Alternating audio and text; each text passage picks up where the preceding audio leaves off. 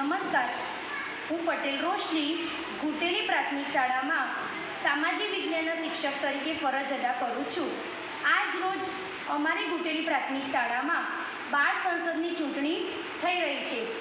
આ ચૂંટણી કરવાનો ઉદ્દેશ્ય બાળકમાં નેતાગીરીના ગુણનો વિકાસ કરવાનો, શાળા વ્યવસ્થાપન સમિતિમાં બાળક મદદરૂપ થાય,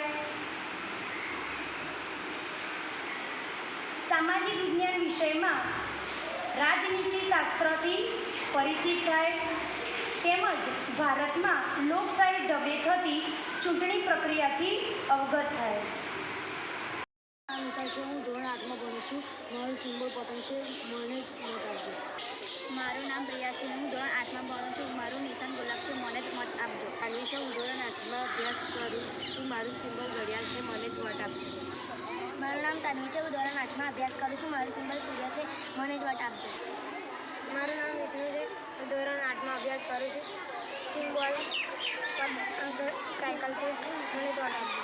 મારું નામ દર્શન છે. હું ધોરણ 8માં અભ્યાસ કરું છું. મારું સિમ્બોલ ટ્રેક્ટર છે. મને જ વોટ આપજો. મારું નામ હરેશ છે.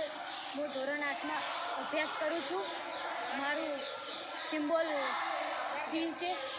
મને જ વોટ આપજો.